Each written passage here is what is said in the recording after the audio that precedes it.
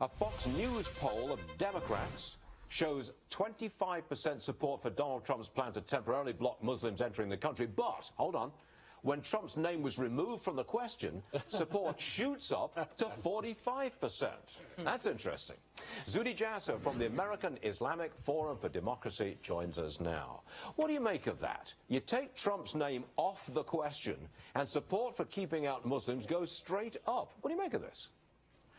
Well, Stuart, I think basically once you get past the bombastic partisan politics, Americans are understandably getting fearful, and they're connecting a strain of the theology of Islam, or the theocrats, if you will, the theocrats, with the threat to our country. So ultimately, this is why the numbers are not partisan, they are bipartisan.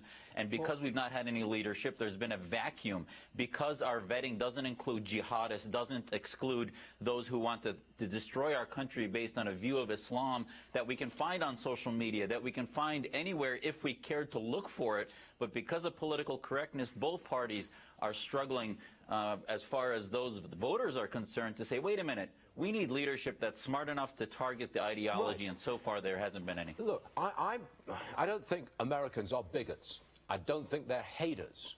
But I think their anger at what's happened in our own backyard is justified. And I think when Donald Trump goes out there and says, yeah, stop Muslim immigration temporarily, I think he's looking at the people of America and saying, yeah, you know, that righteous anger is justified. Do you think along those lines too?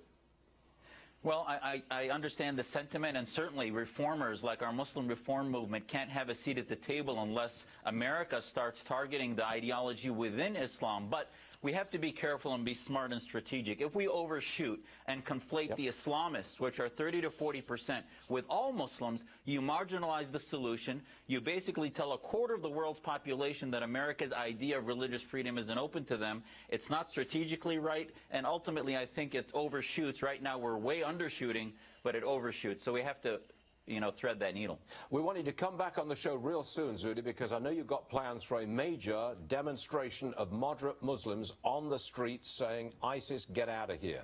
I want a progress report on that next time you come on the show. Zuhdi Jasser, everyone. Thanks so much for being here. Appreciate it. Thanks,